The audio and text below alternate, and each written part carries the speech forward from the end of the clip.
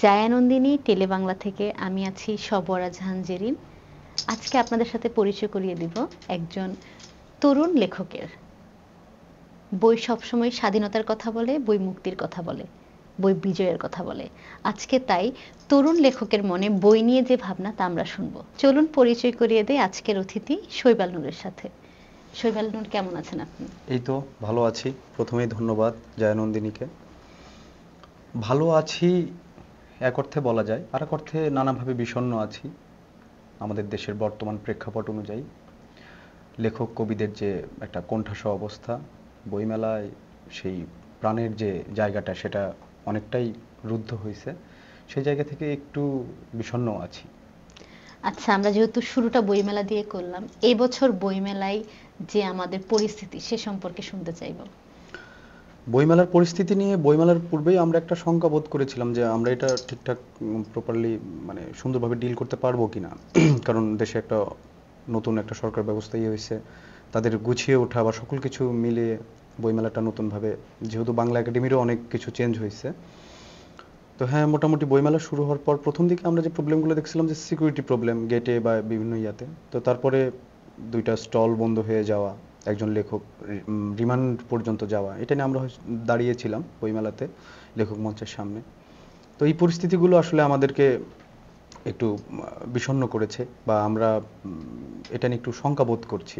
তারপরে তো ওই যে মেয়েদের প্যাড নিয়ে যে ইয়েটা হইলো, এটাও আসলে আমাদের জন্য এক ধরনের আতঙ্কের মতোই মনে হয়েছে। একদম। আচ্ছা, আমরা নতুন বইয়ের কথা যদি বলি, তাহলে এই বছর বইমেলায় নতুন বইয়ের সংখ্যা কেমন, কিংবা নতুন বই নিয়ে লেখক কিংবা প্রকাশকদের কথা কেমন? নতুন বই মানে সংখ্যাটা বলা আমার জন্য জটিল, কারণ এটা হয়তো এখনো বই আসতেছে, যেমন কালকেও কিছু বই ঢুকছে বা বইমেলার শেষ পর্যন্তই বই আসবে। তো আমাদের তরুণদের মধ্যে বেশ কয়েকজনের বই আসছে। আমাদের দীপঙ্কর মার্ডুকের একটা বই আসছে, কবিতার বই। আমাদের রাজীবদার একটা বই আসছে, এবং আমাদের বান্ধবীদের মধ্যে অনেকেরই বই আসছে, বা আমাদের ইমিডিয়েট সিনিয়র যারা একটু আগে লেখালেখি শুরু করছেন তাদেরও অনেক বই আসছে। তরুণ লেখকরা কি শুধু কবিতাই লিখে, নাকি তাদের সাহিত্যের অন্যান্য শাখায়ও? না না, অবশ্যই আছে। এবার ঐতিহ্য থেকে যে বইগুলো বের হয়েছে তার মধ্যে আমাদের সময়ের একটা ছেলের, ওর হচ্ছে প্রবন্ধের বই, সেটা পুরস্কৃত হয়ে বের হয়েছে আর কি। তো এই সময়ে যেমন গতবার আমাদের একটা বন্ধুর নাটকের বই বের হয়েছিল, সুজালু যশ। তো এই ব্যাপারগুলো তো থাকেই, যে তবে নর্মালি অনেকেই আমরা কবিতা দিয়ে শুরু করি, আস্তে আস্তে এটা আসলে ধীরে ধীরে কেউ গল্পের দিকে বা অন্য দিকে মুভ করে। কবিতা দিয়ে যেহেতু শুরু হয়, তো আর এখন আমরা যেহেতু কবিতা লিখি, কবিতার লোকজনের সাথেই আমাদের বেশি সখ্যতা বা ইয়া। তো এই জায়গা থেকে সবারই একটা ইয়া থাকে যে প্রথমে কবিতার বই আসলো, বা আস্তে আস্তে সে অন্যান্য ধারার দিকেও মুভ করে। এটা আচ্ছা, আপনার হচ্ছে এবছর কোথাও কোনো কবিতা প্রকাশ পেয়েছে? হ্যাঁ, এবার কবিতা প্রকাশ পেয়েছে। আমি নিসর্গে লেখালেখি করি। নিসর্গে নতুন সংখ্যায় এবার কবিতা বের হয়েছে, আর বেশ কয়েকটা ওয়েবসাইট বা এইরকম জায়গাগুলোতেও লেখা প্রকাশ হয়েছে। আচ্ছা, আমরা তাহলে আপনার প্রকাশিত একটা কবিতা শুনি। আচ্ছা, আমার একটা বই বের হয়েছিল 21-এর দিকে, ওই বই থেকে পড়বো না নতুন কোনো? আপনি আপনার যে কোনো আপনার নিজের লেখা কবিতা পড়েন তাহলে হয়। আমার এটা বের হয়েছিল 21-এ, যামিনীয় মরমী ধনুক। আমার এই একটাই বই, এক ফরমারিট একটা। যামিনীর জন্য অন্তহীন ভোগের দিকে এগিয়ে যাচ্ছি, ত্যাগ শুধুই কি মুখরোচক? অনন্তের ক্যালেন্ডার থেকে তোমার আমার ডাটা ট্রান্সফারের মুঠোয় বন্দী হচ্ছে রিপুর মোহ ব্রহ্মকথা। শিক্ষা ব্যবস্থার মিথ্যে সারাংশের মতো, অর্থহীন রাজনৈতিক প্রতিশ্রুতির মতো আমার পাঠানো সকল ইমোজি, খুদে বার্তা তোমার দয়ার দিকে অসহায় হয়ে তাকিয়ে থাকবে না তো? গোপন পিন নম্বর ভুলে যাবার ভয়ে তোমার চোখের পরিভাষায় অনির্দিষ্ট 6টি পালক আমার জীবনের গুপ্ত সংকেত হয়ে মৌমাছিদের রহস্য হয়ে উঠতে চাইছে। তথ্যের সহজ দুনিয়ায় সুলভ বহুগামিতার মাঝে আমার প্রেমের পরীক্ষা কি হাবিল কাবিলের কুরবানির মতো নয়? তোমাকে ভালোবেসে পৃথিবীর প্রথম হত্যাকারী হতে পারি, ইবলিসের কি আর ঈমানচ্যুত হবার ভয় আছে? দারুণ, অসম্ভব সুন্দর একটি কবিতা। শৈবাল নূর, আপনার ছোটবেলা কোথায় কাটে? আমার বেড়ে ওঠা বগুড়া জেলার ধুনট উপজেলার একটা গ্রামে, শ্যামগাতি নাম গ্রামে। তো আমি আমার গ্রামেই বেড়ে উঠছি। তারপরে পড়াশোনার জন্য মানে ইন্টারে এসে চেঞ্জ হয়। ইন্টারে আমি বগুড়ায় পড়াশোনা করি, তারপরে ঢাকা কলেজেই এখন মাস্টার্স শেষ হচ্ছে। লেখালেখিটা আপনার কখন শুরু হয়? এটা কি ছোট লেখালেখি থেকেই নাকি না, যখন কলেজে ঢাকায় এসে পড়া শুরু হয় তখন থেকে? লেখালেখির ব্যাপার হলো যে বাবা লিখতেন, এরকম একটা লেখালেখির পরিবেশ বাড়িতে ছিল ছোটবেলা ছোটবেলা থেকেই থেকেই। মানে বই পড়ার অভ্যাস? বই পড়ার বা এইরকম বাবার কাছে বেশ কিছু কালেকশন ছিল। বাবা আমাকে ছোটবেলায় কবিতা পড়ে পড়ে শোনাইতেন, মানে বিভিন্ন একবার মনে পড়ে যে আমি কবর কবিতা শুনে কেঁদে ফেলছিলাম। আমার বয়স তখন অনেক কম, আমি কি বুঝে কেঁদে ফেলছিলাম আমি জানি না, কিন্তু ওই সময় কবর কবিতার ওই আবহ আমাকে আসলে কান্নার দিকে নিয়ে গিয়েছিল। তারপরে আমি আসলে লেখালেখি শুরু করি হচ্ছে 20-এর দিক থেকে, মানে করোনার সময় থেকে। প্রকাশিত হওয়া শুরু হয় 20-এর শেষে বা 21-এর শুরুর দিক থেকে। আমার লেখালেখি প্রকাশের শুরুটা বগুড়া থেকে আসলে। বগুড়াতে একটা পত্রিকা হইতো নিয়র নামে, এটা হচ্ছে তরুণদের বা ইয়াদের, এটা একটা ছোট কাগজ, যারা নতুন লিখছে তাদের লেখা প্রকাশ হইতো। তো ওখানে আমার লেখা প্রথম প্রকাশিত হয়। তারপর আস্তে আস্তে দেশের বিভিন্ন জায়গায় পত্রিকায় বা আরো লিটল ম্যাগাজিনগুলোতে আমার লেখা ওই সময় আস্তে আস্তে আমরা যখন আরো বন্ধু বান্ধব বা ইয়ার সাথে পরিচিত হওয়া শুরু করি, তখন অনেকে লেখা চায়, তখন দেওয়া হয়। অনিন্দ, নিসর্গ, লোক, ঘুঙুর, এইগুলোতে আসলে, লিটল ম্যাগাজিনের মধ্যে এইগুলোতে। আর এমনি পত্রিকাগুলো তো যেগুলো আছে, প্রথম আলো থেকে শুরু করে প্রায় মোটামুটি যে স্ট্যান্ডার্ড মানের পত্রিকা সব জায়গাতেই লেখা প্রকাশ আচ্ছা, হয়েছে। আপনার মানে সব থেকে পছন্দের কবি কিংবা সাহিত্যিককে, যাকে আপনার, যার উপন্যাস কিংবা কবিতা নাটক পড়তে আপনার ভালো লাগে? হ্যাঁ, এরকম আমাদের দেশে যদি বলতে যাই, কবিদের মধ্যে অনেকেই আছেন। আমাদের এখানে মানে যারা গত হয়ে গেছেন তাদের মধ্যে অনেকেই আছেন। ওই রবীন্দ্রনাথ থেকে শুরু করে, রবীন্দ্রনাথের যদিও আমি গানকে অনেক বেশি পছন্দ করি, কবিতার জায়গায় আমরা যে ধরনের কবিতা চর্চা করছি সেই জায়গা থেকে দেখা যাচ্ছে যে 60-এর দশকের থেকে আমাদের মানে 60-এর দশকের লেখালেখিগুলো থেকেই আমাদের আসলে ভালো লাগাটা তৈরি হয়েছে। তারপরে এসে 80, 90 বা এগুলো আমাদের উপর একটু বেশি প্রভাব ফেলছে লেখালেখির, বা আমাদের যে ভাষা কৌশল বা আমাদের যে শব্দ ব্যবহারের যে কৌশলগুলো, এই জায়গাগুলোতে এনাদের প্রভাব আছে। তো নাম তো নেওয়া যাবে অনেকেরই, কারণ মানে যে কারটা আপনাকে বেশি আবেগপ্লুত করে ফেলে, কার আচ্ছা, উপন্যাস, গল্প? কবিতার জায়গা থেকে আল মামুদের লেখা, তারপরে উৎপল কুমার বসু, তারপর বিনয় মজুমদার, এনাদের লেখা অনেক ভালো লাগে আমার। আর এইদিকে আসলে পরে মাসুদ খান, মজনু শাহ, এনাদের লেখা 90, 80 এগুলো আসলে, শিকদার আমিনুল হক, এনাদের লেখা ভালো লাগে। আর গল্পের জায়গাতে আমি মানিক বন্দ্যোপাধ্যায়ের লেখা আমার অনেক ভালো লাগে, বিভূতিভূষণ, মানিক বন্দ্যোপাধ্যায়। তারপরে এসে আমি আসলে অনেক বেশি পছন্দ করি শহীদুল জহিরের লেখা। শহীদুল জহিরের গল্প এবং উপন্যাস আমার অনেক বেশি পছন্দের। আর তার পরবর্তী সময়ে এসে এখন যারা লিখছেন, আকিমুর রহমানের লেখা ভালো লাগে, তারপরে কবির রানার লেখা ভালো লাগে। তো এই জায়গাগুলো তো আছে, যারা কন্টিনিউয়াসলি কাজ করে যাচ্ছেন এই সময়ে এসে, এই সময়ের অনেক কবিকেও আমার অনেক ভালো লাগে। এই যেমন গত বছর আমাদের একজন খুবই জনপ্রিয় লেখক কবি হেলাল হাফিজ মারা গেলেন। তাকে এই বছরই, এই বছর না, গত বছর এই বছর এই বছর ডিসেম্বরের 13-তে না? জানুয়ারির 13 তারিখ না? আই থিংক ডিসেম্বরের 13, আমার বার্থডের আগে। আচ্ছা আচ্ছা, আচ্ছা, একটু গত না দেখো তো। বলে, এটা তোমার আচ্ছা বলা যায় যে হেলাল হাফিজ যে মারা গেল, Okay, রিসেন্ট okay, রিসেন্ট হ্যাঁ, এইভাবে হ্যাঁ, বলা যেত। ওকে। এই যে খুবই সমসাময়িক হেলাল হাফিজ মারা গেলেন, তার মৃত্যুটা বাংলা সাহিত্যে কিরকম, মানে হেলাল হেলাল হাফিজকে পড়া হয়েছে আসলে আমাদের পড়াশোনার শুরুর দিকে। হেলাল হাফিজের কবিতা তো আসলে তুমুল জনপ্রিয়, মানে যে কোনোভাবেই জনপ্রিয়। তো হেলাল হাফিজরা ওই সময় যে ধারাতে চলে গিয়েছিলেন, আমরা আসলে ওই ধারাতে আমরা লিখি না যদিও, কিন্তু তার যে মানে সাহিত্য অঙ্গনে যে তার যে অবস্থানটা, সেটা আসলে খুবই বিস্ময়কর যে একজন লোক সারাটা জীবন একটা কবি যাপনের ভিতর দিয়েই গেলেন, চলে গেলেন। আসলে আমাদের সময় এসে আসলে এইভাবে জীবন যাপন করা আসলে খুবই কষ্টকর, আমাদের অনেক বিষয়গুলোকে ডিল তার করতে উপরে হয়। তিনি একা একাই চলে একা গেলেন। একাই চলে গেলেন, তার এটা পুরো জীবনটা পুরো একা একা ছিল। একা একা ছিল। এটা একটা বড় ব্যাপার যে তিনি পুরো একটা কবি জীবনকেই যাপন করে গেলেন, বা মানুষের সামনে এটাকে উপস্থাপন করতে পেরেছিলেন যে এই ধরনেরই কবি জীবন হওয়া উচিত বা এরকমই কবি জীবন হয়, এই ব্যাপারটা। তো এটা আসলে বিস্ময়কর লাগে। তার কবিতা এখনো তো জনপ্রিয়, অবশ্যই। এবং আমরা ওই সময় যখন পড়তেছিলাম এখন যৌবন যার যুদ্ধে যাবার, এটা তো আমাদের আগের জেনারেশন বা ওই সময় থেকেই, বা আমাদের কিন্তু তার কবিতাগুলো পড়ে এরকম মনে হয় না যেগুলো আগের, মনে হচ্ছে যে আমার জীবনের সাথে হচ্ছে, হ্যাঁ, এখনই হচ্ছে, এরকম একটা হ্যাঁ, ব্যাপার এটা তো থাকে। অবশ্যই একটা পাঠক হিসেবে এই জায়গাগুলো আসলে একটা পাঠক দ্রুত তার লেখাগুলোকে ক্যাচ করতে পারেন। উনি যে ভাষা কাঠামোর ভিতর দিয়ে গেছেন, আসলে সরলতার ভিতর দিয়েই আসলে মানুষের হৃদয়ে পৌঁছাতে চাইছেন। এই এই ধরনের যেমন ওই যে নিউটন বোমা বোঝো মন বোঝো না, এরকম লেখাগুলা। তো দেখা যাচ্ছে যে আমাদের এখানে এই ধরনের কবিতার প্র্যাকটিস হয়েছে, যে অনেকটা শেডের ফর্মগুলোকে ব্যবহার করে যে যেখানে আবেগকেই সবচেয়ে তীব্রতার জায়গায় নিয়ে গিয়ে মানুষের হৃদয়টাকে ছুঁয়ে আলিঙ্গন যাওয়ার। করা, ছুঁয়ে যাওয়ার মতো ব্যাপারগুলো দাঁড় করানো হয়েছে। তো এই জায়গা থেকে হ্যাঁ, হেলাল হাফিজ তার জায়গা থেকে অবশ্যই একটা আচ্ছা, সর্বোচ্চ জায়গায় আছে। আপনি তো একদম এখনকার এই প্রজন্মের কবি, তো সেক্ষেত্রে এই প্রজন্মে আরো যারা নতুন লেখালেখি নিয়ে চর্চা করছে, কবিতা লিখছে, গল্প লিখছে, তাদের জন্য কিরকম একটা মানে অবস্থান হলে তাদের জন্য ভালো হয়, কিভাবে তারা তাদের চর্চাটা আরো আগাবে, মানে তাদের জন্য সহজ হয় কিভাবে, যেটা আপনি আপনার সময় যে সুবিধাগুলো পাননি, তাদের জন্য কোন জিনিসগুলো হলে তাদের লেখালেখিতে আরো মানে সাহায্য হবে? মানে আমাদের পরবর্তী না আমাদের আপনাদের সময় যারা আমাদের এখন সময়, আরো এখন লিখছে, যারা শুরু লিখছে। করছে, পছন্দ করছে লেখালেখি, হ্যাঁ। সব মিলিয়ে বিষয়টা হলো যে একজন লেখককে এই সংকটটা নিয়ে নামতে হয় যে আমি সকল সংকটকে উতরাইয়া যাইতে পারবো, তার ভিতরে এই স্পিরিটটা থাকতে হবে। তো প্রত্যেকটা সময় তার নিজস্ব একটা সংকট তৈরি করে রাখে, এবং আমরা যারা সময়ের যোদ্ধা তারা আসলে সময়কে উতরাইয়া যাওয়ার চেষ্টা করি। এর মধ্যে কেউ সফল হন, কেউ সফল হইতে পারেন না। তো আমাদের এই সময় তো আসলে অজস্র মানে মাধ্যম আছে, যেটা দিয়ে আমরা মানে শুধু দেশীয় সাহিত্য না, বিশ্ব সাহিত্য বা আমাদের চারপাশে যেভাবে সাহিত্য চর্চা হচ্ছে এই ব্যাপারগুলো সম্পর্কে ধারণা তৈরি করতে পারি, বা আমরা দ্রুত সেই বিষয়গুলোর সাথে সংযোগ স্থাপন করতে পারি।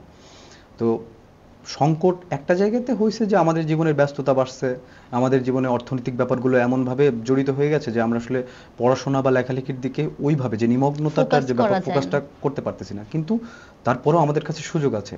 একজন লেখককে এটা মেনে নিয়েই চলতে হবে, বা আমি মনে করি যে আমার যে ব্যক্তি জীবনের যে সংকটগুলা, এগুলো যেন আমার লেখালেখির উপরে, মানে ওই সময় ধরেন অভাব অনটন এগুলো তো সবাই মানে অবশ্যই। নজরুলরাও পার করে আসছেন, তার মানে কি তারা এত দূর আসে নাই? আসছে তো। তো আমরা আসলে এইগুলাকে সামনে না এনে আমরা যারা এখন লেখালেখি করতেছি, আমাদের এই সংকটগুলোকেই উতরিয়ে যাইতে হবে, এবং যদি আমরা সেই সংকটটা উতরিয়ে যাইতে পারি তাহলেই তো আসলে একটা জায়গায় পৌঁছানো যায়। তো সংকটকে দোষারোপ করে বা সময়কে দোষারোপ করে আসলে আমরা আসলে কোথাও কোথাও পৌঁছাতে পারবো না। আমাদেরকে আসলে সময়কে উতরায় যাইতে হবে, এই প্র্যাকটিসটা থাকতে হবে সবার আর মধ্যে। সব থেকে বড় যে বিষয়টা পড়তে হবে, হুম। যত বেশি সবাই, যে কেউ মানে যে কোনো বিষয় নিয়ে লেখার আগে যত বেশি পড়বে তত বেশি জানার উপায় রয়েছে। তো সেই ক্ষেত্রে এখনকার জেনারেশন কি কম পড়াশোনা করছে, কিংবা বই কম পড়ছে, সাহিত্য কম চর্চা করছে? না, ব্যাপারটা একদমই এরকম না, হয়তো তারা কারণ পড়ছে। জেনজি যে ব্যাপারটা, তাদের হচ্ছে বই থেকে সরে গিয়ে তাদের ডিভাইস আক্রান্ত হচ্ছে, আচ্ছা, সেই দিকটা কিভাবে দেখছেন? ডিভাইস আক্রান্ত হওয়াটা এতটা নেগেটিভ ব্যাপারও না, কারণ আমরা আজকেও একটা সাক্ষাৎকার নিচ্ছি যে এটা ডিভাইসের মধ্য দিয়ে, অবশ্যই। বা আমরা তো লেখালেখি করছি সোশ্যাল মিডিয়াতে। তো বিষয় হলো যে পড়াশোনা কেউ কম করছে না, হয়তো আমরা পড়াশোনার দিকে তাদেরকে ক্যাচ করতে পারছি না, এটা আমাদেরই ব্যর্থতা। তারা গেমস বা অন্য দিকে যদি যায়, সেটা সেই ব্যর্থতা তাদের না, আমাদের। আমরা আসলে তাদেরকে সঠিক পথের দিকে আনতে পারতেছি না, বা আমরা কোনো না কোনোভাবে অনেক দিকে পিছিয়ে আছি, যে আমাদের আসলে সকল মাধ্যমগুলোতেই এই লেখালেখি ব্যাপারগুলোকে দারুণভাবে এক্সপ্লোর করা উচিত, আমি এটা মনে করি। আর পড়াশোনা সবসময় একইভাবেই ছিল, মানে একটা জনরা তৈরি করেই সবাই পড়াশোনা করছে। এখন টোটালি সবাই যে পড়াশোনা করবে একভাবে তা না, তবে হ্যাঁ একটা কালচারাল জায়গাতে তো হয়েছে আমাদের এখানে, যে ওই সময় একটা সময় ছিল যখন পুঁথিপাঠ হইতো, বা প্রত্যেক বাড়িতেই বই থাকতো যে সবাই মিলে পড়তে। যেমন আপনি বললেন হ্যাঁ, আপনার আমার বাবা বাড়িতে আপনাকে হ্যাঁ খবর বাবা আমাকে কবিতাটা কবিতা আপনাকে, পড়ে শোনাচ্ছে। তো এই ওই জিনিসটা সময় কিন্তু এখন নেই। হ্যাঁ এই ব্যাপারটা, প্র্যাকটিসটা নষ্ট হয়েছে। এটার জন্য দায়ী হয়তো আমরাই, কিন্তু আমরা হয়তো নতুন কোনো মাধ্যমে আমরা যেমন তার মানে একটা, পরিবারকে অনেক বেশি সজাগ থাকতে হবে অবশ্যই এই পরিবারকে ব্যাপারগুলোতে। সজাগ হইতে হবে তাদের সন্তানদের ক্ষেত্রে, যে পরিবার যদি শুধুই নিজেই গল্প করে যে আমরা পড়ে এসেছি আমাদের সময় ভালো ছিল, তা না, তাদেরও এই দায়টা তাদের উপরও পড়ে যে আমাদের জন্য একটা সুন্দর পড়াশোনার পরিবেশ তৈরি করে দেওয়া, যেন আমরা সুন্দর পড়াশোনার পরিবেশের মধ্যে দিয়ে যেতে পারি। আমাদের এখন যে ব্যাপারগুলো হয়েছে যে লাইব্রেরিগুলো ওইভাবে মানে গ্রামগুলোতে আরও বেশি লাইব্রেরি বা পড়াশোনার যে নর্মালি যে বেসিক মাধ্যমগুলা, লাইব্রেরি বা পাঠ বই একজন আরেকজনকে দিয়ে এই বইটা আমার ভালো লাগলো আরেকজনকে শেয়ার করা যে এই বইটা পড়ে দেখতে পারো। মূলত একজন প্রকৃত পাঠক তিনি যা করেন, তার যে ভালো লাগার বইটা সে তার বন্ধু বা কাছের কাউকে দিয়ে বলে যে পড়ে দেখতে পারো ভালো বই। হ্যাঁ এই বইটা এইভাবেই, একটা বই ছড়িয়ে পড়ে এইভাবেই মূলত। আচ্ছা, এই বছর কি বইমেলাতে এখনো যাওয়া হয়েছে? হ্যাঁ, আমি প্রতিদিনই আসলে বইমেলাতে যাচ্ছি, কারণ আমি লিটল ম্যাগাজিন একটা স্টলে আছি, নিসর্গের স্টলে, তো এই কারণে প্রতিদিনই বইমেলাতে যাওয়া হচ্ছে। আচ্ছা, এইবার বইমেলাতে মানুষের ভিড় কেমন, প্রতিবারের মতো? হ্যাঁ, মানুষের ভিড় যথেষ্ট আছে, কিন্তু মানে ওই প্রাণের যে ব্যাপারটা বা ধরেন একটা আনন্দের যে ব্যাপারটা, সেটা অনেকটাই ম্লান। বিশেষ করে লিটল ম্যাগাজিন চত্বরে আমরা যখন বসে থাকি, লিটল ম্যাগাজিন চত্বর গতবারের তুলনায় এবার একটু যথেষ্টভাবে ভালো আকার ধারণ করানো হয়েছে, কিন্তু এইখানে মানুষ মানে ওইভাবে মানে যে আড্ডাটা আমরা আগে জমায়ে ফেলতাম মানে বিগত কয়েক বছর, ওই জায়গাটা একটু মানে ক্ষুণ্ণ হয়েছে আমার কাছে মনে হয়েছে। এবং মানুষের মধ্যে হয়তো নানানভাবেই তারা মানে দেশের পরিস্থিতিও, এটাও তো দেশের বা বিশ্বের পরিস্থিতি বা তাদের সকল কিছু তার মনস্তাত্ত্বিক বিষয়ের উপর ইয়া করে। তো মানুষ এই জায়গাটা হয়তো সুন্দরভাবে ডিলও করতে পারতেছে না, যে সে বইমেলায় গেল, নতুন বই কিনলো বা বই নিয়ে তার নতুন কথা হইতে পারে কিনা। তো মানুষের মনের ভিতরে হয়তো কোনো একটা অদৃশ্য শঙ্কাও কাজ করছে এই ব্যাপারগুলো নিয়ে, বা অনেক কিছুই তার কাছে অর্থহীন লাগতেছে, বা নিজেই নিজের কাছে মনে হচ্ছে যে কি হবে গিয়ে বা এরকম। তো বইমেলায় লোক আসতেছে, লোক আরো আসা উচিত, যেহেতু একটা মেলা, সবাই না আসলে মেলা কিভাবে হবে। আচ্ছা, আমরা যেটা সবসময় বইমেলাতে দেখি সেটা হচ্ছে যে পরিমাণ দর্শক কিংবা মানুষ যায় বই মেলাতে, সেই পরিমাণ ছবি তোলার থেকে বই কিনা হয় না। এই যে ছবি তোলা কিংবা বই কম কিনা, এই জিনিসটা কিভাবে দেখেন? না, বই কেনা না কেনার ব্যাপারগুলোর সাথে আমার আসলে ওইভাবে ইয়া না। মানুষ যাবে, ছবি তুলবে, এটা একটা প্র্যাকটিস। এই যে মানুষ বইমেলায় আসছে, সে একটা সময় গিয়ে তার মনে হবে তার বই কেনা উচিত, পড়া উচিত। মানে প্রথম দিনই গিয়ে সে বই কিনবে কেন? আর সে এতগুলা স্টল বা এতগুলা জায়গা, এখানে সে তার তার পছন্দের বা ভালো বইটা খুঁজে বের করাও তার জন্য অনেক জটিল হয়ে পড়ে। কারণ অজস্র মানুষ এবং অসংখ্য বই বের হয় প্রত্যেকবার বই মেলাতে। তো এর মধ্যে থেকে আমরা যা মানে এটা হয়তো একাডেমির বা আমাদের যে কারোরই করা উচিত যে ভালো বইগুলোকে সামনে আনা, যেন মানুষ সেই বইগুলোকে ফাইন্ড আউট সহজে করতে পারে এবং সে সেই বইটা সংগ্রহ করতে পারে। প্রথমেই তো একটা মানুষ মেলায় ঢোকার পর সে কনফিউজড হয়, সে আসলে কি ধরনের, কোন দিকে যাবে, কি কোন বই দিকে যাবে, নেবে। এই প্রবলেমগুলো কিন্তু আছে। তো সোশ্যাল মিডিয়ায় যে ব্যাপারগুলো অনেক বেশি চাওয়ার হয়, দেখা যাচ্ছে যে ওই বইগুলো আমরা মেলায় গিয়ে দেখলাম যে আসলে ওই বইগুলো আসলে কোয়ালিটি অত ভালো না, লেখা এক বা পেজ দুই পেজ সকল পড়ে কিছু ভালো মিলে লাগলো না। ওই জায়গাটা তৈরি করে না, বা মানুষকে একটা জেনারেশনকে যে নতুন একটা চিন্তার দিকে ধাপিত করবে এই জায়গাগুলো তৈরি করছে না। তাহলে ওই বইটা কিনেও বা তার কতটা ফায়দা হচ্ছে, এই ব্যাপারটা তো প্রশ্ন থেকে যায়। তো আমাদের সবারই এইটা উচিত যে ভালো বইগুলোই আমাদের সামনে নিয়ে আসা, যেন ওই বইগুলো মানুষের মধ্যে ছড়িয়ে পড়ে এবং মানুষ তার চিন্তার জায়গাটাকে পরিবর্তন করতে পারে। এই বছর আপনার বইমেলায় বই লিস্টে কি কি বই আছে যেগুলো আপনি এই বছর নিতে চান, যে মেলা শেষ হওয়ার আগে এই বইগুলো আমি এবার আমার কালেকশনে করতে চাই, আমি আস্তে আস্তে পড়বো, আচ্ছা, এরকম কোনো বই হ্যাঁ, আছে? বইমেলায় বেশ কিছু আছে। তো আমি নর্মালি একটা কাজ করি যে হ্যাঁ, নানান কারণে যেহেতু অনেকগুলো বই নিতে হয়, তো মেলা থেকে একটু কম কালেক্ট করি, কারণ পরবর্তী সময়ে আমি বিয়া থেকে একটু বেশি পার্সেন্টেজে বই নিতে পারি। বা আরো বেশি বই এই নেওয়া সুযোগটা যায়। আমি মেলাতে আসলে নিতে পারি না, যে মেলায় তো 25% দেয়, অন্য সময় হয়তো আমি একটু বেশি দিয়ে নিতে পারি। এই কারণে আমি মেলাতে গিয়ে যে আমার যে পছন্দের যারা আছেন তাদের বইগুলোকে সিলেক্ট করে রাখছি, যে মেলার পরবর্তীতে সেগুলো সংগ্রহ করব। বা যদি কোনোটা সংগ্রহ করতে না পারি, আমার এই সোর্সগুলোও আছে যে আমি বই আসলে অন্য কেউ সংগ্রহ করছে তার থেকে নিয়ে পড়ে ফেলতে পারবো, এই ব্যাপারগুলো থাকে। আপনি যেহেতু হচ্ছে লিটল ম্যাগে এবার আছেন, আপনার কাছে কি বাকি যে প্রকাশনীগুলো যারা বড় স্টল পায় আর লিটল ম্যাগের যে চত্বরটা খুবই ছোট, কিংবা ওখানের যে পার্থক্যটা, দুটার মধ্যে পার্থক্যটা কি? আর লিটল ম্যাগে আমরা কি ধরনের ওখানে কি সাহিত্য চর্চাটা হয়, কি ধরনের বই কিংবা ম্যাগাজিনগুলো পাওয়া যায়? হ্যাঁ, ভালো বলেছেন। লিটল ম্যাগাজিন নিয়ে আসলে বলতে গেলে আমাদের এখানে যারা আসলে মূল ধারায় মানে এই শব্দটা ব্যবহার করতে হচ্ছে, মূল ধারায় যারা লেখালেখি করছেন, মানে একটা প্র্যাকটিসের ভিতর দিয়ে আসার জন্য লিটল ম্যাগ আমাদের এখানে গুরুত্বপূর্ণ ভূমিকা রাখছে আর কি। 80-র দশক থেকে শুরু করে লিটল ম্যাগাজিনের একটা প্র্যাকটিস আমাদের এখানে ব্যাপকভাবে শুরু হয়। তো লিটল ম্যাগাজিনের যে জায়গাটা বইমেলাতে, তো লিটল ম্যাগাজিন, এটা সবারই একটা কথা যে লিটল ম্যাগাজিন প্রতিবারই অবহেলিত বা অবস্থায় আছে বা ইয়া। তো লিটল ম্যাগাজিনের যে আগের যে প্রেক্ষাপটটা, সেটা এখন একটু চেঞ্জ হয়ে গেছে। মানে আমি এসে যতটুকু পাইছিলাম সেই জায়গাটাও এইবার আরো বাজে অবস্থা। এটার কারণ হচ্ছে একজনকে দোষ দিয়ে বা শুধু একাডেমিকে বলে এটা লাভ নাই, আমাদেরও কিছু গাফিলতি আছে। লিটল ম্যাগাজিন আমরা ভালো ভালো কাজ করছি, কিন্তু আমরা সেটা মানুষের সামনে নিজেদের ব্যাপারটাকে উপস্থাপন করতে পারছি না। মানে আপনি মার্কেটিং জায়গায় যদি না থাকেন, যেহেতু মার্কেটিং এর একটা ব্যাপার সব জায়গাতেই এখন সোশ্যাল মিডিয়ার কারণে, তো মার্কেটিং এর মধ্যেই আমরা আসলে অবস্থান করতেছি। তো আমি একটা ভালো কাজ করলাম কিন্তু আমি কাউকে জানাইলাম না, তাহলে মানুষ কিভাবে জানবে? তো লিটল ম্যাগাজিন নিয়ে শুধু লিটল ম্যাগাজিন চত্বরটা সুন্দর সুন্দর করে বললে তো হচ্ছে না, আমাদের ভালো ভালো কাজও করে দেখাইতে হবে। এবং আমাদের এটা নিয়ে আসলে লিটল ম্যাগাজিন আন্দোলনের জায়গা। তো এই জায়গাটা সবার সম্মিলিতভাবে এটা সুন্দর করে তুলতে হবে, যে আমরা সবাই প্রচেষ্টামূলকভাবে এটাকে সুন্দর করে তুলছি। আগে যেটা হয়তো লিটল ম্যাগাজিনে একটা আড্ডা হইতো, লিটল ম্যাগাজিন আড্ডা থেকে একটা পত্রিকা, আমরা এর আগে বিছুটি নামে একটা ছোট ভাঁজপত্র করেছিলাম। তো ওইটার যে ব্যাপার ছিল যে এটা আসলে আড্ডা থেকেই মনে হলো যে আমরা এরকম একটা কাজ করি। তো লিটল ম্যাগাজিনগুলো কিন্তু এইভাবেই হয়েছে, আড্ডা থেকেই একটা লেখক জনরা তৈরি করে তারা লেখালেখি করেছেন, এবং এটা একটা স্কুলিংয়ের জায়গাও বলা চলে যে লিটল ম্যাগাজিনের মধ্য দিয়ে একজন লেখক তার পরিপূর্ণ লেখা যে ব্যাপারটা সেই জায়গাতে সে পৌঁছায় মূলত। মানে একটা স্কুলিংয়ের জায়গা না থাকলে আপনি আসলে যদি একটা রুট বা একটা পথকে সঠিকভাবে না বুঝতে পারেন, সেক্ষেত্রে আপনি একটু ভুল পথে যাওয়ার একটা প্রবণতা থাকে। তো লিটল ম্যাগাজিনে এই প্র্যাকটিসটা থাকে। তো লিটল ম্যাগাজিনের যে মেলার যে আবহ, এটা নিয়ে বলতে গেলে যে গতবারের তুলনায় অনেকটা বেটার করা হয়েছে, এটা দাবি দেওয়া বিভিন্ন বিষয়ের মধ্য দিয়ে আসছে। তো লিটল ম্যাগাজিন আরেকটা গ্যাপ হলো যে সম্পাদকরা যারা আসলে ওই লিটল ম্যাগাজিন সম্পাদনা করছেন, তারা নিয়মিত আসছে না স্টলগুলোতে, এবং তাদের যে লেখক তারা আসলো, তখন লেখকগুলো আসলে একটা আড্ডা হইলো, লিটল ম্যাগাজিন চত্বরে একটা প্রচারণা হলো। একটা সুন্দর একটা গমগমে পরিবেশ তৈরি হলো, নতুন সংখ্যা আসলো, এটা নিয়ে একটা আড্ডা হইলো। কিন্তু দেখা যাচ্ছে যে তারা আসতেছে না, এবং এমন কিছু আনওয়ান্টেড ছেলেমেয়েকে রাখতেছে যারা ওই পত্রিকা সম্পর্কে জানে না। সে যে স্টলে আছে একজন এসে বলতেছে এই পত্রিকাটা কিসের, তখন ওই মেয়েটা এটাকে ইন্ট্রোডিউস করাইতে পারছে না যে ওই লোকটার সাথে এই পত্রিকায় এই নিয়ে কাজ করে। কেউ আছে থিয়েটার নিয়ে পত্রিকা হচ্ছে, বিভিন্ন বিষয় নিয়ে, নদী, ধান বা দেশের বিভিন্ন বিষয় নিয়ে সংখ্যা হচ্ছে। তো এই ব্যাপারটার সাথে তো পরিচয় করাই দিতে হবে, তাই মানুষটা আগ্রহ হওয়ার জন্য। একজন পাঠক যদি আগ্রহ হবেন কিভাবে, যে আপনি পরিচিত হলেন তারপর ব্যাপারটা সম্পর্কে তিনি আগ্রহ হলেন, এই জায়গাগুলো গ্যাপ তৈরি হয়েছে। তো এই সংকটটা আসলে উভয় সংকটের মধ্যেই পড়ে গেছে।